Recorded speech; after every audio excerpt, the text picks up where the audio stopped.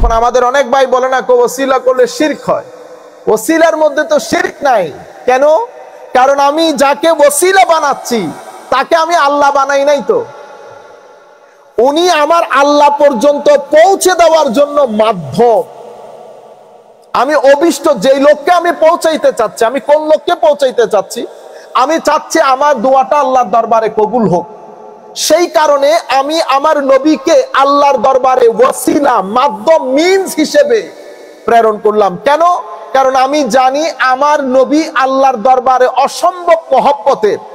আল্লাহ অন্তত এই মহব্বতের দিকে তাকিয়ে আমার দোয়াকে রদ করে দিবেন না। এটাকে কি বলে? ওয়াসিলা। সমস্ত আলেমদেরকে বলবো, যারা যেখান থেকে বসে আপনাদের শুনছেন, বেটা আপনারা ইয়াং পোলাপায়, বড় মজলিসের মধ্যে আমার নবীর প্রাইভেট লাইফ নিয়ে কখনো কথা বলবেন না। বেয়াদবি।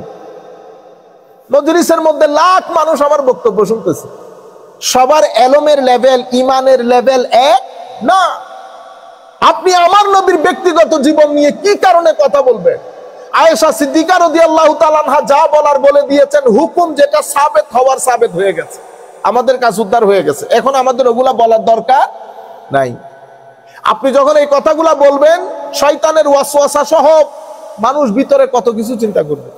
মানুষ আবিষ্কার করে, মানুষ সৃষ্টি করতে পারে না। কারণ আপনি যা কিছু করবেন কোনো না কোনো ওসিলার মাধ্যমে করবেন। ওসিলা মানে কি? এমন জিনিস যেটা আমাকে আমি যেখানে পৌঁছাইতে চাচ্ছি সেখানে পৌঁছিয়ে দেয়, এটাকে ওসিলা বলে। যেমন আমি চাচ্ছি মাইকের আওয়াজ স্পষ্টভাবে আপনাদের কানেও পৌঁছাক, উপরেও পৌঁছাক, সেই কারণে এটা হচ্ছে ওসিলা। এটা কি? ওসিলা। তাহলে ওসিলা মানে কি? ওসিলা মানে ব্যক্তি বা বস্তু যেটা আমাদেরকে আমাদের মঞ্জিলে, মকসদ পর্যন্ত, আমাদের অভিষ্ট লক্ষ্যে পৌঁছাইতে আমাদেরকে সহযোগিতা করে। এটাকে কি বলে? ওসিলা।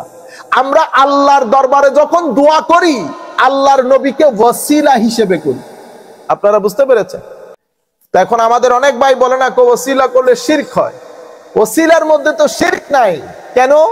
কারণ আমি যাকে ওসিলা বানাচ্ছি তাকে আমি আল্লাহ বানাই নাই। তো উনি আমার আল্লাহ পর্যন্ত পৌঁছে দেওয়ার জন্য মাধ্যম। আমি অভিষ্ট যেই লোককে আমি পৌঁছাইতে চাচ্ছি, আমি কোন লোককে পৌঁছাইতে চাচ্ছি? আমি চাচ্ছি আমার দোয়াটা আল্লাহর দরবারে কবুল হোক। সেই কারণে আমি আমার নবীকে আল্লাহর দরবারে ওয়াসিলা, মাধ্যম, মিনস হিসেবে প্রেরণ করলাম। কেন? কারণ আমি জানি আমার নবী আল্লাহর দরবারে অসম্ভব মহব্বতের। আল্লাহ অন্তত এই মহব্বতের দিকে তাকিয়ে আমার দোয়াকে রদ করে দিবেন না। এটাকে কি বলে? ওসিলা। এটাকে কি বলে? ওসিলা। তাইলে সৃষ্টি কাকে বলে? সৃষ্টি হচ্ছে কোন ধরনের মেসালে সাবেক, উইদাউট এনি এক্সাম্পল, কোন জিনিসকে যখন না থেকে হা করা হয়, এটাকে কি বলে? খাল। এটাকে কি বলে? খাল। তো আমার আল্লাহ আল্লাহর অস্তিত্বের প্রমাণ হিসেবে প্রথম দলিল পেশ করতেছেন যে বান্দা সকাল সন্ধ্যা উঠোস যখন ঘরের বাইরে আইসা দেখোস আসমান জমিনের সৃষ্টি, এই যে আমি আসমানকে এখানে কোনো ধরনের কি রাখি নাই, কোনো পিলার রাখি নাই, এবং আমি সপ্ত আসমান, সামাওয়াত বলেছেন, সপ্ত আসমান, এক আসমানের সাথে এক আসমানের দূরত্ব আছে। আর জমিনকে আমি 7 তক্কায় বিভক্ত করেছি, কিন্তু জমিনকে আল্লাহ কি বলেন? বহু বচনে বলেন নাই, আরদ বলেছেন। কেন? তক্কা 7টা হলেও দেখতে একটার মতো লাগে, আর ওগুলাকে একটার মতো লাগে না। ইন্না ফি খালকিস সামাওয়াতি ওয়াল আরদ, এটা প্রথম নিদর্শন। তো ইউনিভার্সের দিকে যখন তুমি তাকাবা, জমিনের দিকে যখন তুমি তাকাবা, এগুলা নিয়ে যখন তুমি কন্টেমপ্লেট, গভীর চিন্তা করবা, ঠিক যেভাবে মরিস বুখাইলরা, ইয়েস্টার্ন গার্ডাররা ইসলামের দিশা পেয়েছে এই আল্লাহর আয়াতগুলা নিয়ে চিন্তা করার কারণে।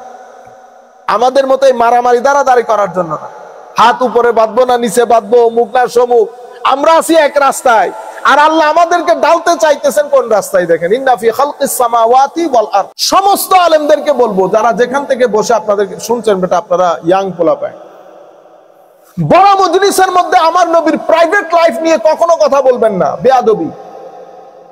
মজলিসের মধ্যে লাখ মানুষ আমার বক্তব্য শুনতেছে, সবার এলমের লেভেল, ইমানের লেভেল এক না। আপনি আমার নবীর ব্যক্তিগত জীবন নিয়ে কি কারণে কথা বলবেন? আয়েশা সিদ্দিকা রাদিয়াল্লাহু তাআলা আনহা যা বলার বলে দিয়েছেন, হুকুম যেটা সাবেত হওয়ার সাবেত হয়ে গেছে, আমাদের কাজ উদ্ধার হয়ে গেছে। এখন আমাদের ওগুলা বলার দরকার নাই। আপনি যখন এই কথাগুলা বলবেন, শয়তানের ওয়াসওয়াসা সহ মানুষ ভিতরে কত কিছু চিন্তা করবে। এই জন্য সব কথা সব জায়গায় বলা নিষেধ। আমার নবী হাদিসে পাকের মধ্যে নিষেধ করেছে। ওয়াজ তাকরীরের মধ্যে আফাঙ্গা লাফাঙ্গা ডাফাঙ্গা মার্কা কি বলে, না গানাই মাথা নাই, পুরো দিনটাকে হাসি মজাকের পাত্র করে দিয়েছে।